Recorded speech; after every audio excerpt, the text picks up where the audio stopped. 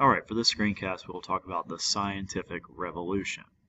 Alright, so we'll start with the definition here. The scientific revolution was a transformation in European thought in the 1500s and 1600s that called for scientific observation, experimentation, and questioning of traditional opinions.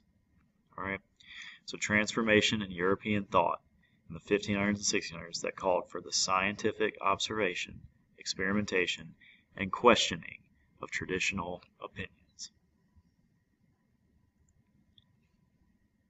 Now, so why did this happen? Why did this transformation occur? Here are some causes. First, we have exploration,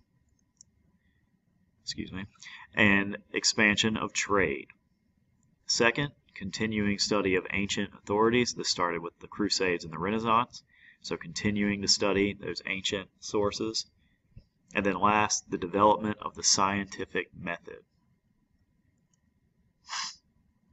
What is the scientific method?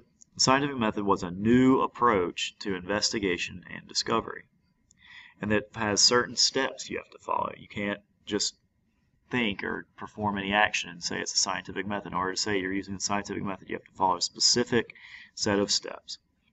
You have to identify a problem, form a hypothesis, perform experiments, record the results of those experiments, and then analyze the results. Think about the results. What do these results tell me, in other words? So in other words, analyze the results.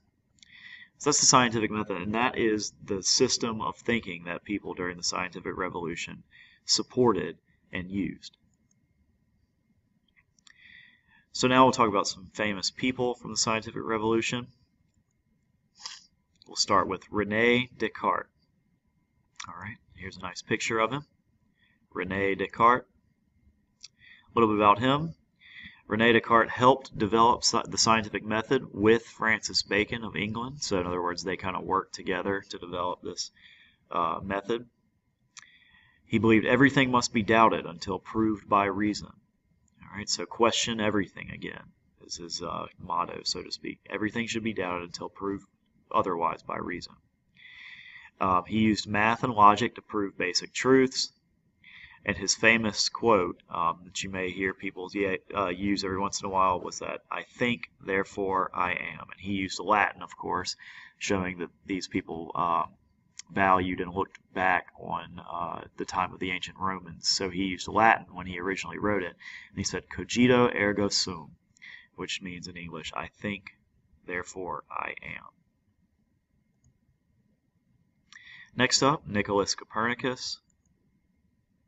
A picture of Copernicus here. A few things about him. Copernicus was from Poland. His famous theory was called the heliocentric theory, and that stated that the Earth revolves around the sun instead of the other way around. The old way of viewing it was that everything revolved around the Earth. Copernicus' heliocentric theory said the Earth revolved around the sun. He was the first scientist to create a complete model of the solar system, and he published a work on the revolutions of the heavenly spheres. That was the name of his work, On the Revolutions of the Heavenly Spheres, right before his death. And the reason he waited to publish this was because he knew the church would disapprove his work. So to avoid being punished by the church, he waited to publish his work, where he discussed the heliocentric theory and the solar system. Next up, Galileo Galilei. Here's a picture of him and a little bit about Galileo. He was from Italy. In 1609, he built the first telescope for astronomy. He was the first person to observe Saturn, craters on moons, sunspots, and the moons of Jupiter. In 1610, he published another work called The Starry Messenger. Due to his works and what he believed, like Copernicus, Galileo published his things, but unlike Copernicus, Galileo published them during his lifetime. The church did not approve of his works either, and he was sentenced to life imprisonment as a result. He died in 1642. And then in 1992, in other words, yes, that's not a typo, that's true, 1992, Pope John Paul II declared the church had wrongfully condemned Galileo 350 years after he died. So they condemned him for his beliefs and his published works, In 1992, the church went back and revised that decision, said that they had wrongfully condemned him. And Galileo, I'm sure, would be very happy about that if he wasn't dead. All right, next up, Isaac Newton. Picture of Newton here.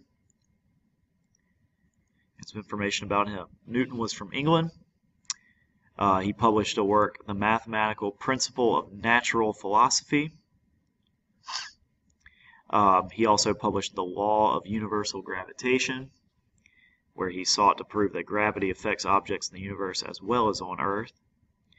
And he developed calculus and also had a plagiarism feud with Germany's Gottfried von Leibniz, revolving around the development of calculus.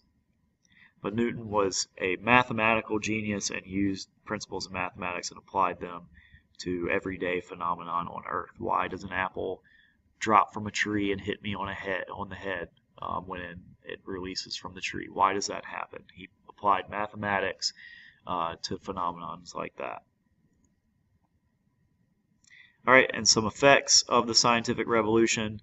It was the beginning of modern science, or the use of modern science, the ways we think of science today. The scientific revolution is the start point, you could argue, of our modern scientific society.